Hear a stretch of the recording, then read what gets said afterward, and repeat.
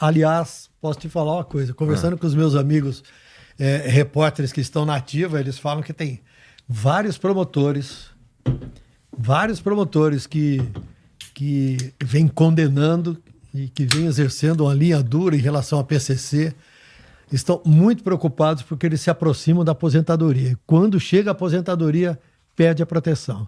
Tem um promotor de São Paulo, e também por uma questão de segurança, a gente não fala o nome dele, que é um cara muito conhecido, mas tem um promotor que anda há cerca de 10 anos com pelo menos meia dúzia de PMs dia e noite com ele. Na casa onde ele mora, os PMs ficam na frente, ficam na lateral, ficam nos fundos, troca a equipe de PM todo dia, porque ele é um cara marcado. Esse é uma das pessoas muito preocupadas com o que poderá acontecer com ele a partir do instante em que ele estiver fora da proteção. E você sabe como é que é, né? Crime organizado, quando marca alguém, ele vai são buscar, pacientes, vai buscar em alguma hora. A gente teve lá no final do ano passado o assassinato daquele empresário delator do PCC também no aeroporto de Guarulhos. Griesbach. Isso. Novembro do ano passado. E essa daqui chama atenção, essa do delegado Rui Ferraz, que é o seguinte, a gente tem pouco incentivo, na verdade, para combater o crime organizado, já que você, ao cessar as suas funções, você fica totalmente descoberto do ponto de vista da segurança, né? Então, a menos que o cara tenha conseguido fazer uma grana para bancar a própria segurança, isso daí é um risco muito grande mesmo. Olha o que acontece. Agora, a gente não pode esquecer o seguinte, esse não é o primeiro caso. Então, o caso mais recente anterior a esse é o do Griesbach, que foi morto no aeroporto de Congonhas, no horário depois do almoço. Esse aqui foi por volta das 6 da tarde, era 6h20 da tarde, né? Mas antes disso, a gente não pode esquecer que em 2003, o juiz Antônio Machado, que era conhecido como Machadinho, presidente prudente, que também condenou um monte de gente do PCC, foi assassinado a tiros durante o dia em Presidente Prudente. Em 2005, o José Ismael Pedrosa, que então era o diretor da penitenciária de Taubaté, tinha sido diretor da penitenciária de Taubaté, e era um cara durão, também foi assassinado a tiros na rua. Ou seja, então tem isso. Se o crime organizado marca alguém, ele vai ajustar essas contas em algum momento. E a segunda coisa é a demonstração de força do crime organizado. Você vê um assassinato desse tipo diante das pessoas, de uma forma organizada, de uma forma orquestrada, né? Preparada com antecedência, sugere que é uma demonstração de força, especialmente do PCC. Todo mundo acha que foi o PCC que mandou matar o delegado, né? Especialmente depois daquela ação de 2 semanas atrás, na Faria Lima, e que, de certa forma, provocou um baque muito intenso nas finanças de todo esse sistema criminoso. São quase 40 bilhões de reais, não é? É muito dinheiro. Agora, deixa eu te dar umas informações sobre o PCC.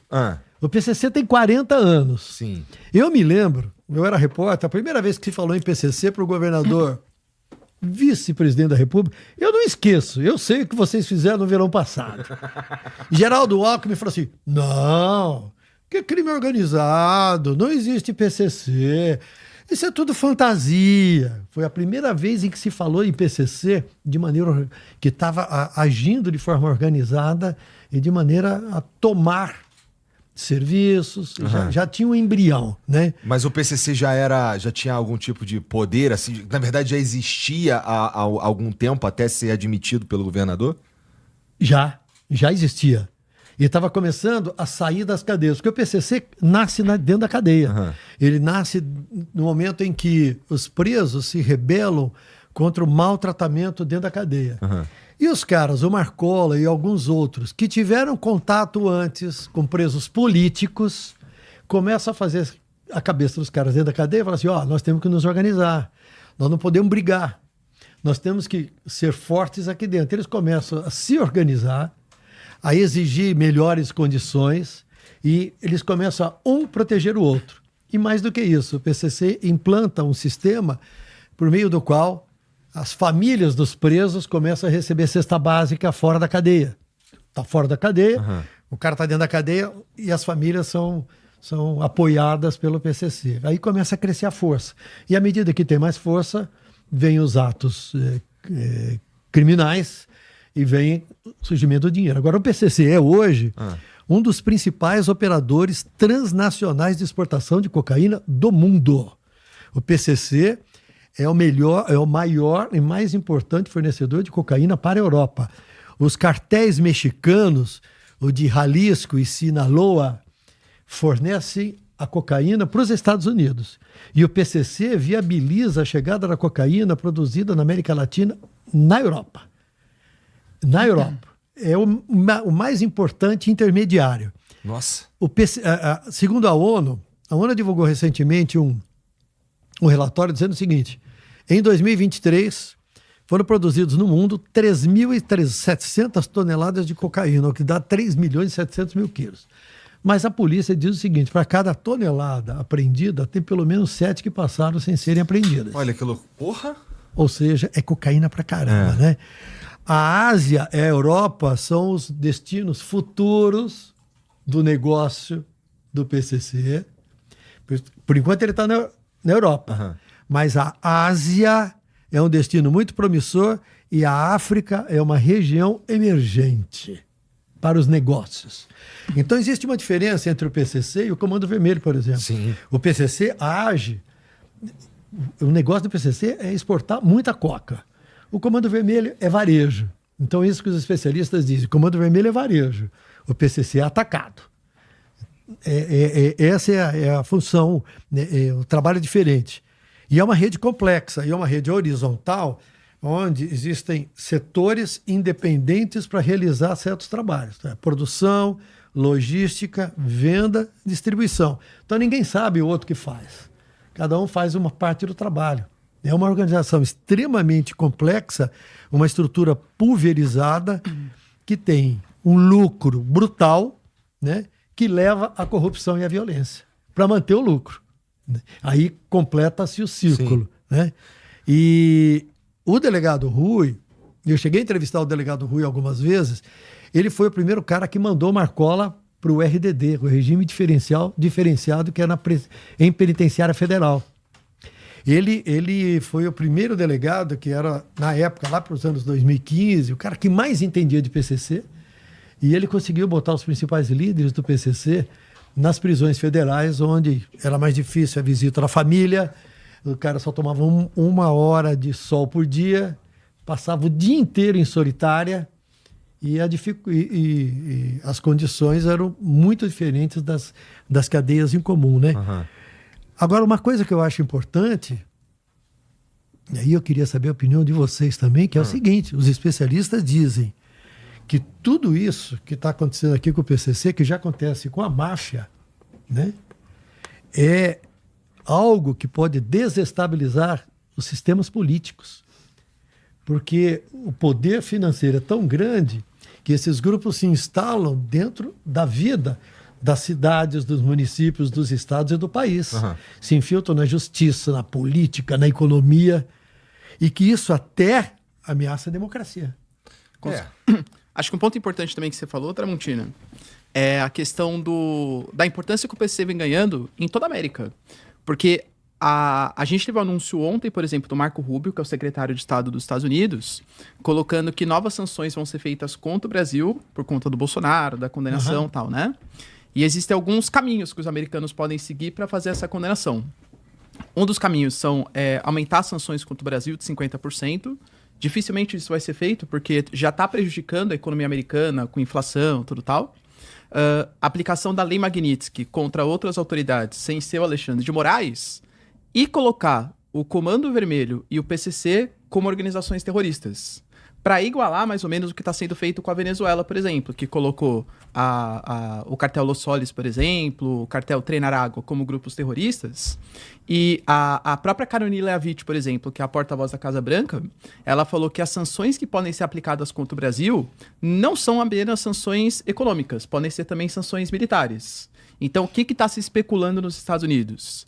Que com essa ação do PCC, que, claro, já ganhou as manchetes não só no Brasil, mas também nos Estados Unidos, isso pode incentivar com que o Departamento de Estado dos Estados Unidos coloque o Comando Vermelho e o PCC. Eles já visitaram o Brasil esse ano, faz questão de uns 3, 4 meses.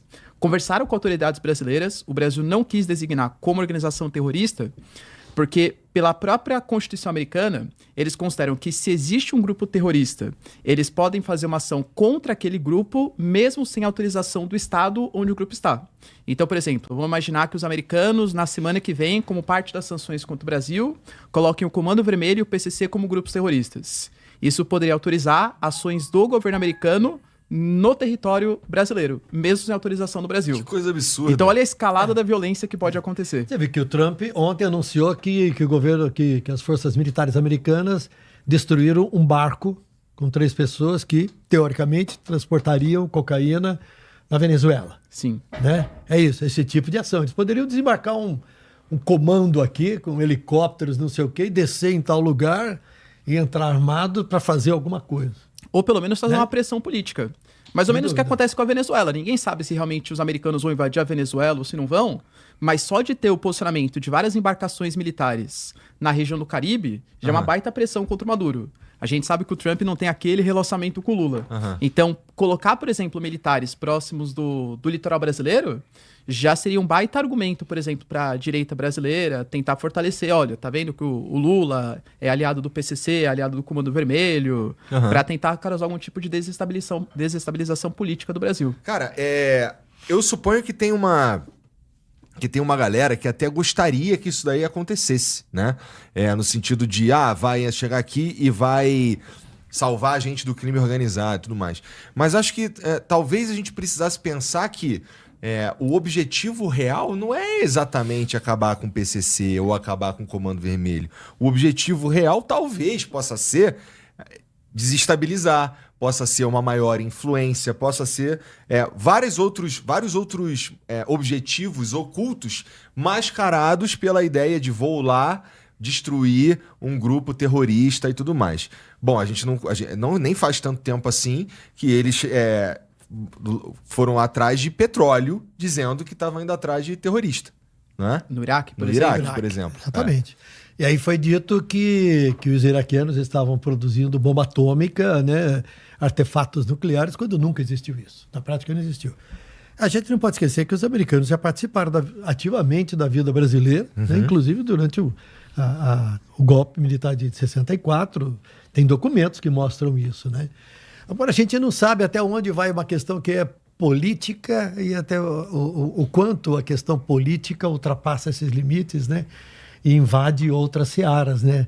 A gente vai ter que esperar. O chefe do Departamento de Estado diz que virão novas sanções ao Brasil em função da condenação de Bolsonaro. Né? A gente fica olhando isso e fica esperando para ver se, primeiro, se virão, e se vier, o que virá. Né? Exato. O que virá. Mas o fato é que, se você pegar o que acontece na Itália, há muito mais tempo com o crime organizado, com as várias organizações, né, que as pessoas chamam da máfia italiana, mas elas têm diferença. Né? Você tem a Cosa Nostra, que age num determinado lugar, você tem a 'Ndrangheta, aliás, o PCC entrega na Itália cocaína que é vendida pela 'Ndrangheta, é um N''Angretta, o nome dela. Né? E a máfia italiana, nas suas ramificações, nessas várias regiões em que atua, ela atua profundamente em toda a sociedade italiana. Todo o serviço de coleta de lixo do sul da Itália, que é uma porcaria, vai para Nápoles. Eu fui a Nápoles mês passado. Sujão. A sujeira tem em todo lugar, mas são pilhas, montanhas de lixo. Durante todo o dia, eu fiquei 4 dias lá, eu via em todo lugar e não via caminhão de lixo. O serviço de coleta de lixo na Itália é da máfia. A máfia tem serviço, por exemplo, do depósito do lixo. Aí você pensa que ela faz aterro sanitário, nada, é lixão a céu aberto, não está nem aí. E quem que vai brigar com ela? A máfia explora serviço de acondicionamento de produtos radiativos. Então tem muitos serviços por aí que usam produto radioativo. Isso tem que ser tratado com muito cuidado, levado em lugares especiais. Tem vários livros que mostram que elas vão, por exemplo, em lugares onde existem crateras que foram minas, fizeram buracos enormes para cavar algum tipo de minério, elas vão lá e despejam tudo a céu aberto. Tem um jornalista chamado Roberto Saviano, que escreveu vários livros. Ele desmontou, ele mostrou todo o funcionamento da máfia italiana, o nome das famílias, onde todo mundo morava. Esse cara vive escondido há 20 anos. Ele primeiro foi para a Inglaterra. Também, né? Ele foi para a Inglaterra e ficou protegido pela polícia, pela Scotland Yard. Muda de endereço a cada semana. Ele muda de endereço. Abandonou a família por causa dos livros que ele escreveu. O último livro dele publicado aqui no Brasil chama 000. 000 é o apelido que se dá para a cocaína mais pura que existe. Né? E a primeira página do livro dele é muito interessante, que ele fala assim: o padre da sua igreja cheira, o professor da sua escola cheira, o que coleta o lixo cheira, o cara que conserta o gás cheira, o eletricista cheira. Ele faz uma página inteira, bota todas as profissões para dizer que todo mundo consome cocaína. E por isso é um grande negócio. E aí tem as organizações que exploram isso e ganham dinheiro com isso. E o PCC ele é bastante habilidoso nesse ramo, né? E assim, o que vocês acham? Qual que é o porquê que o PCC... E assim, especificamente o PCC pelo nível de organização, tá? Lá no Rio, e as facções criminosas do Rio, por exemplo, elas operam de um jeito um pouco diferente. Lá a coisa é mais guerrilha, né? Mais domínio de território, é outra vibe. Então tem um clima de guerra mesmo lá. Mas aqui é uma coisa mais empresarial, né? Então, qual que é o ambiente que precisa ter? Assim, a gente sabe porque a gente está no Brasil, viu isso acontecer e tudo mais. Mas, assim, a ideia de permitir com que isso daí se crie do jeito que se criou, a ponto de estar movimentando bilhões, dezenas de bilhões de reais no centro financeiro do Brasil, né? Que clima é esse que a gente criou e para permitir que isso funcionasse de uma forma tão forte, né? Porque é isso que você falou, assim, é tanta grana que... E aí que tá, é muita grana e aí você consegue corromper a galera, ou tem muita grana porque a galera é facilmente corrompível? Tipo, o que vem primeiro, inclusive? Né? Eu não sei. Acho que uma coisa complementa a outra, né, Igor? Acho que são alguns pontos aí. Você tem, por exemplo, uma forte participação política. Acho que a operação, por exemplo, que apreendeu aí 40 bilhões, por exemplo, na Faria Lima, é um grande demonstrativo disso.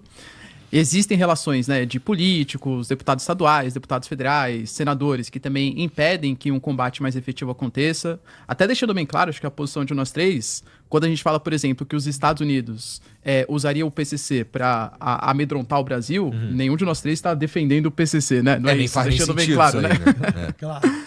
Mas a ideia é que talvez se os americanos ajudassem com algum tipo de consultoria ou fornecimento de informação, ou uma operação conjunta com o Brasil, isso é uma coisa.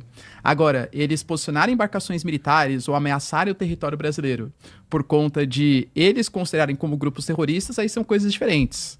Então, acho que o combate ele tem que vir principalmente pela tática da inteligência e, assim, tentar desmantelar como foi feita a operação mesmo, onde que eles conseguem ganhar dinheiro. Seja na ausência do Estado em algumas regiões mais periféricas, com fornecimento de serviços básicos, enfim, e combatendo na cabeça, que são os políticos, os grandes empresários, que é da onde que realmente vem o dinheiro do PCC.